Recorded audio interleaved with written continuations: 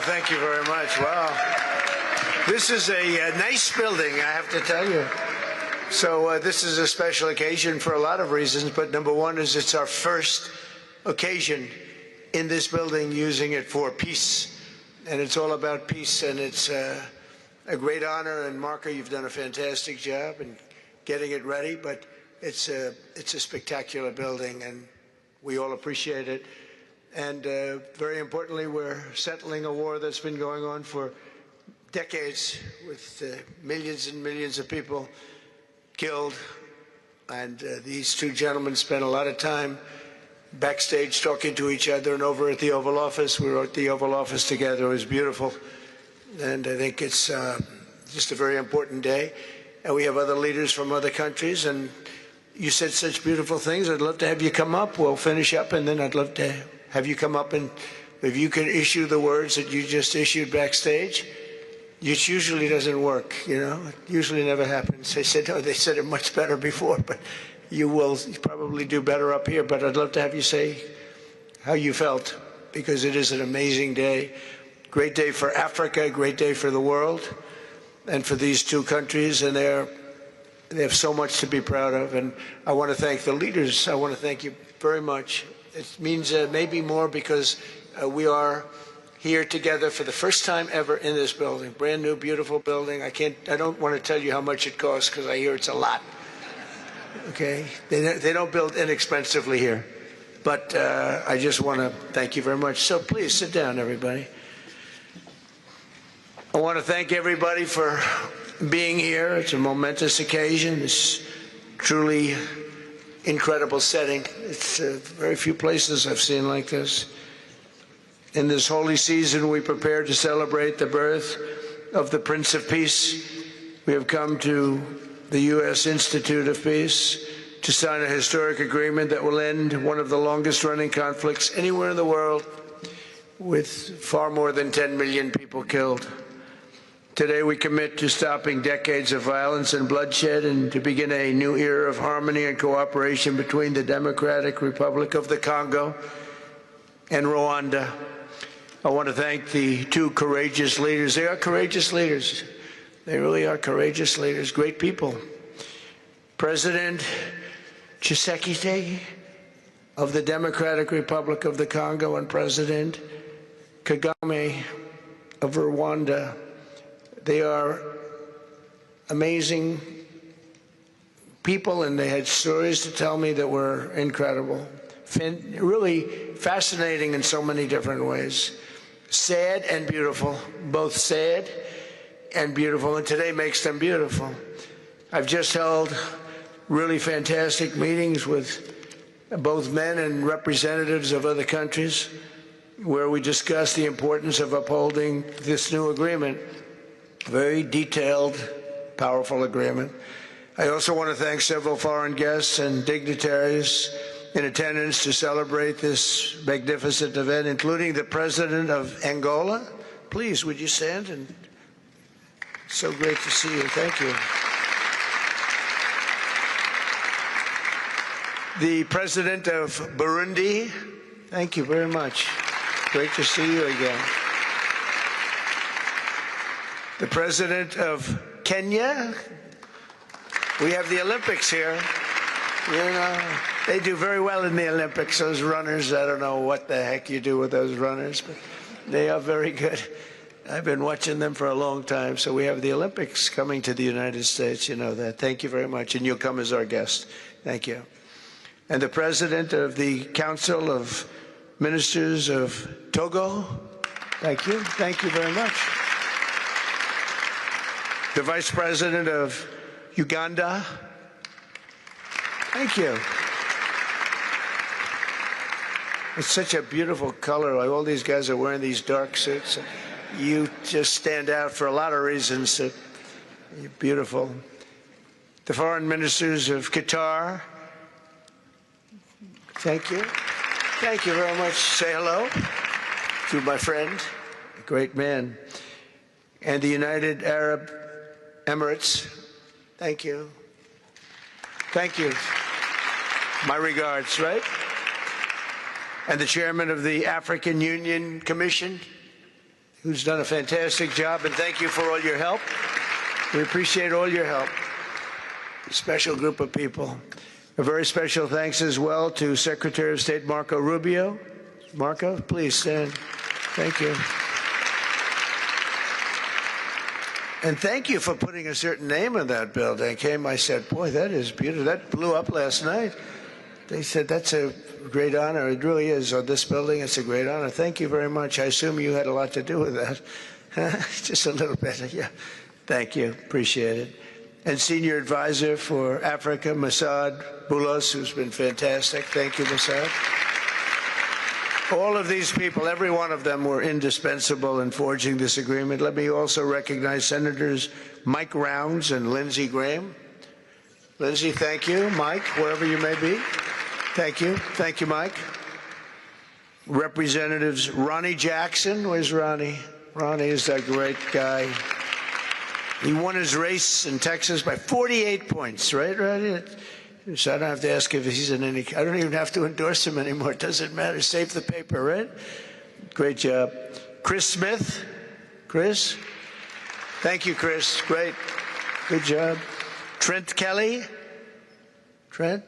Thank you very much. Thank you.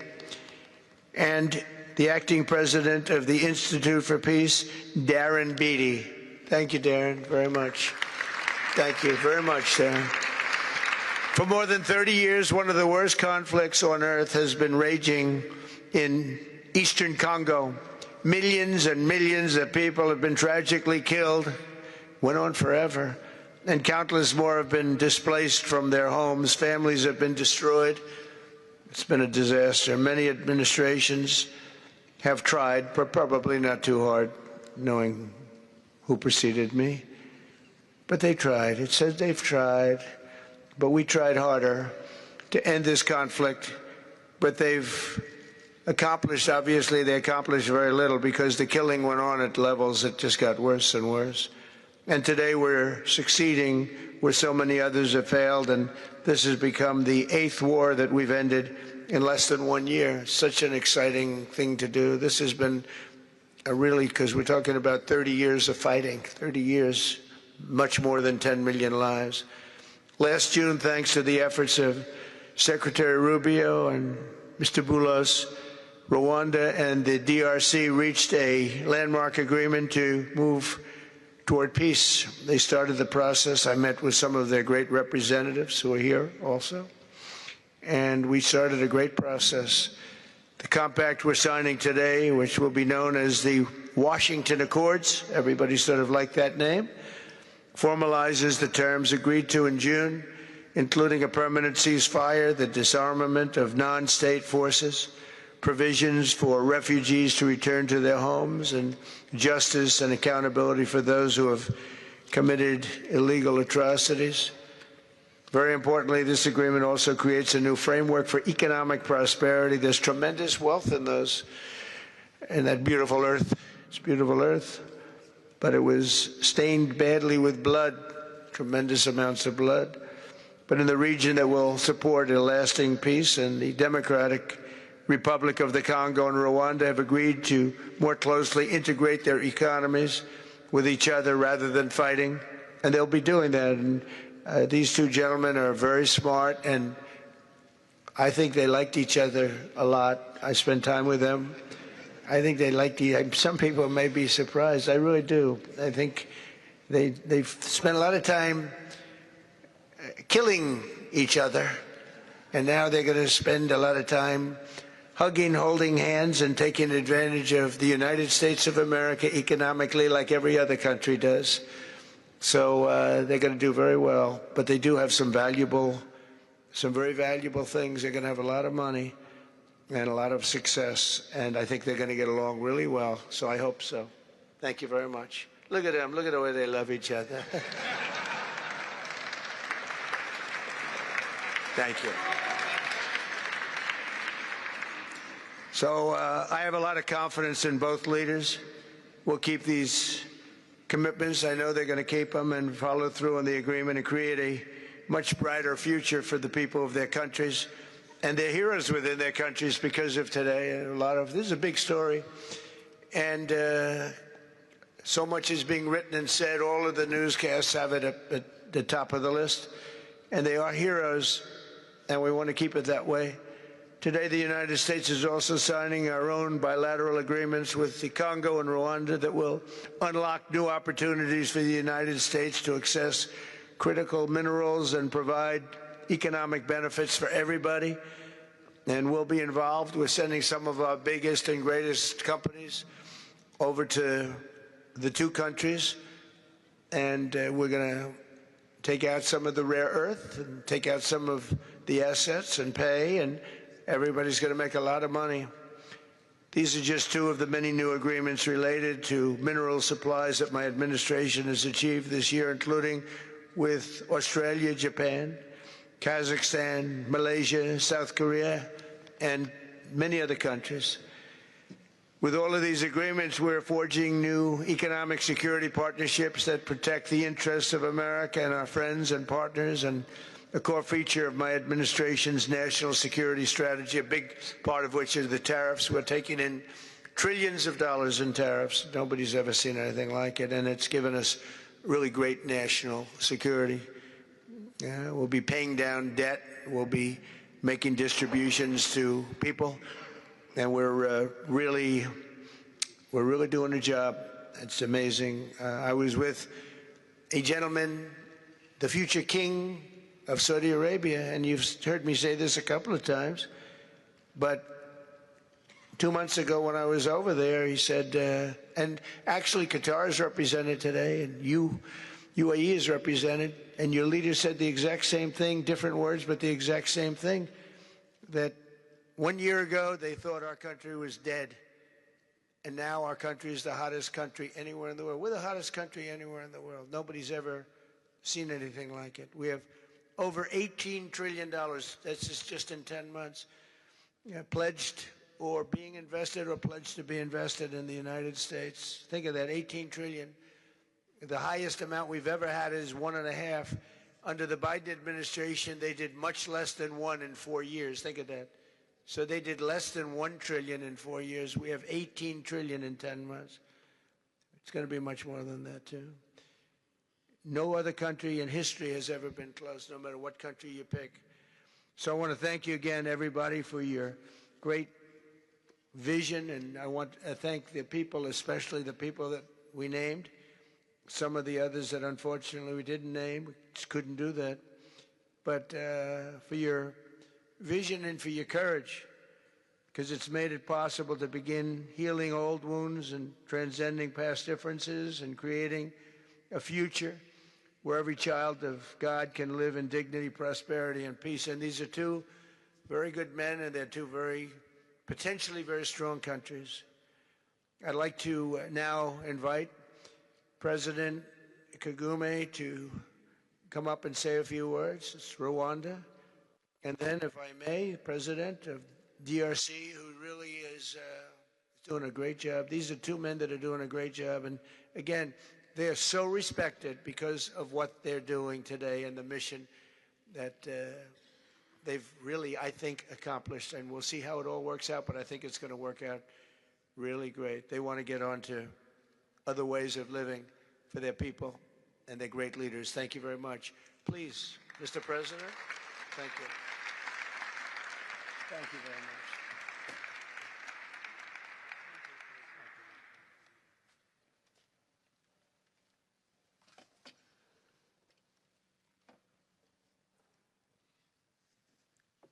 Excellency Donald Trump, President of the United States of America, Excellencies, heads of state and government and former heads of state, distinguished ladies and gentlemen, I want to begin with... Nous en sommes arrivés au bout. Les accords de Washington ne sont pas un texte de plus. Ils constituent un tournant. Ils rassemblent dans une architecture cohérente la déclaration de principe, l'accord de paix et le cadre d'intégration économique régionale, pour offrir aux peuples de la région une perspective nouvelle. celle de sortir enfin du cycle des violences, des déplacements forcés, de la méfiance et de la défiance, afin d'entrer dans une ère de bon voisinage, de coopération et de prospérité partagée. Pour ceux qui la concernent, la République démocratique du Congo prend ici l'engagement solennel de mettre en œuvre en toute sincérité l'ensemble des obligations qui découlent de ces accords. Nous le ferons avec sérieux, avec rigueur et avec le souci constant de la paix, de la sécurité de nos populations, de l'unité et de l'intégrité de notre territoire. Nous espérons qu'avec le même sérieux que la République du Rwanda respectera, elle aussi, pleinement la lettre et l'esprit des engagements pris ici à Washington. Notre main est tendue pour une coopération apaisée, fondée sur le respect mutuel, la non-ingérence et la lutte commune contre les groupes armés, la fin de tout soutien à des forces négatives et l'ouverture de perspectives économiques équitables au bénéfice de nos deux peuples. Pour ma part, je veux croire que ce jour marque le début d'un chemin nouveau, un chemin exigeant, certainement difficile, mais un chemin où la paix n'est plus seulement un vœu, mais un cap. La République démocratique du Congo y prendra toute sa part, avec dignité, avec conscience et constance, et avec le soutien de ses partenaires. Nous demeurons vigilants, mais pas pessimistes, lucides, mais résolument optimistes. Que ces accords de Washington pour la paix et la prospérité soient pour nos peuples le symbole d'un engagement irréversible à tourner la page des confrontations et à ouvrir celle de la coopération et de la stabilité durable dans toute la région. Je vous remercie.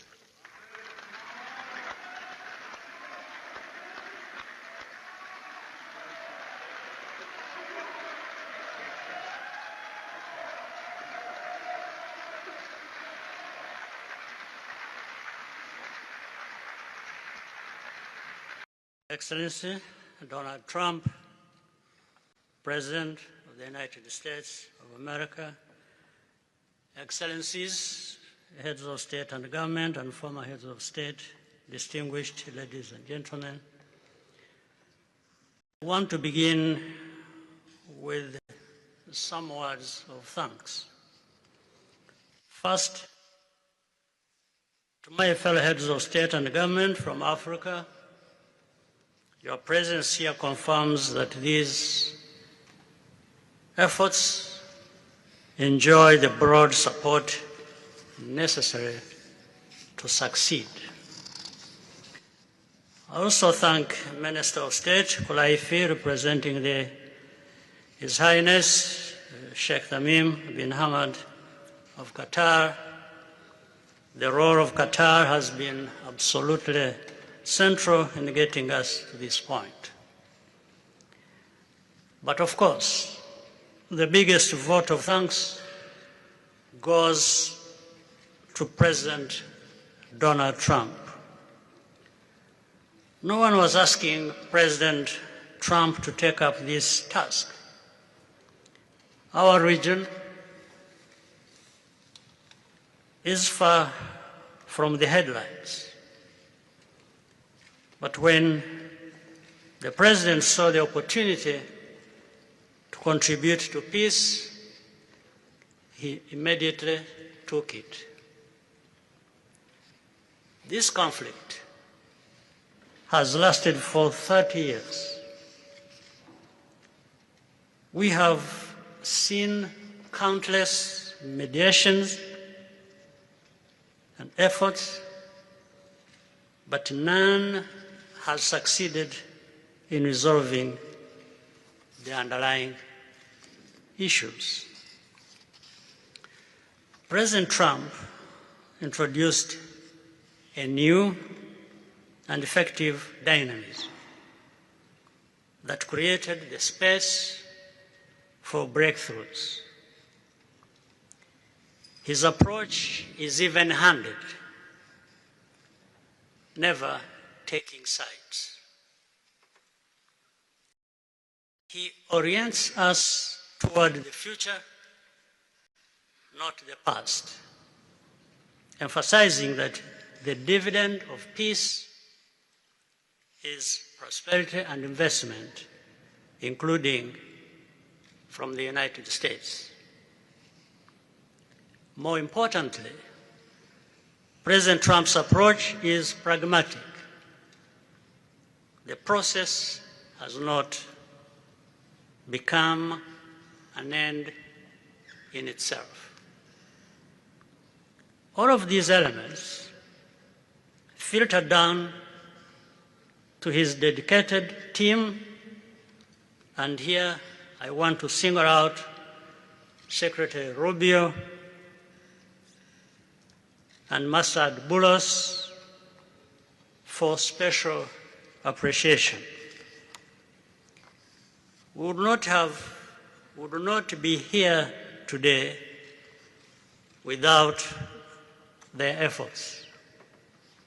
And as a result, we have the clearest and most viable path forward that we have ever had. These accords provide everything needed to end this conflict once and for all. If this agreement falters and things do not work out as they are supposed to, the responsibility will not lie with President Trump, but with ourselves. It's up to us in Africa, working with our partners to consolidate and expand this peace.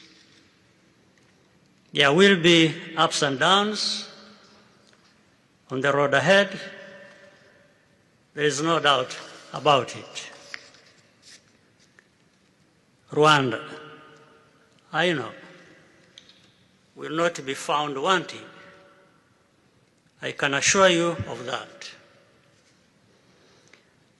Our only objective is and has always been for our country to be safe and secure after having endured so much tragedy. We now only want to look forward in confident expectation of a prosperous and stable future. Mr. President, Excellencies, I thank you